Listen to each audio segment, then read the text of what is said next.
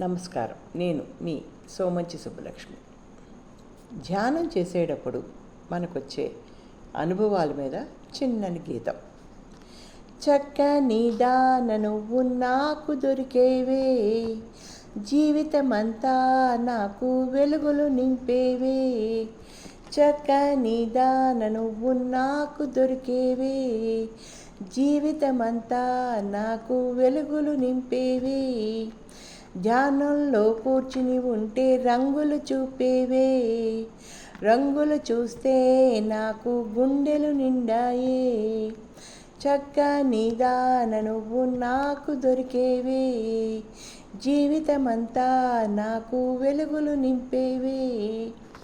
నీలం రంగుతోను ఆకాశం చూపేవే, కన్నులు మూస్తే అది అద్భుతమయ్యిందే. చక్కని దాన నువ్వు నాకు దొరికేవే, జీవితమంతా నాకు వెలుగులు నింపేవే.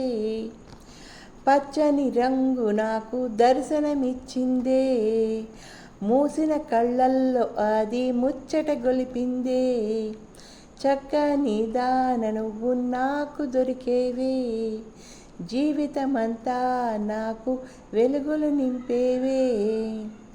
వజ్రాల రంగు నాకు కవచం అయ్యిందే, ఆ కవచమే నాకు కంచు గోడ అయ్యిందే. చక్కని దాన నువ్వు నాకు దొరికేవే, జీవితమంతా నాకు వెలుగులు నింపేవే. కుండలి యోగం అంటే ఇదే అనుకుంటా, అనుభవంతో నన్ను మరో లోకం చేర్చిందే.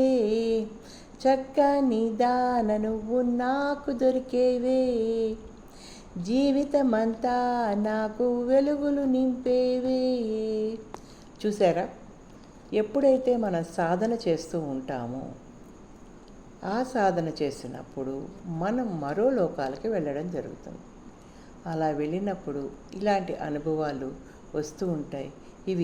ఈ అనుభవం పొందుతూ ఉంటే ఆ ఆనందం అదో రకంగా ఉంటుంది, అదో లోకంలోకి వెళ్తున్నట్టుంది.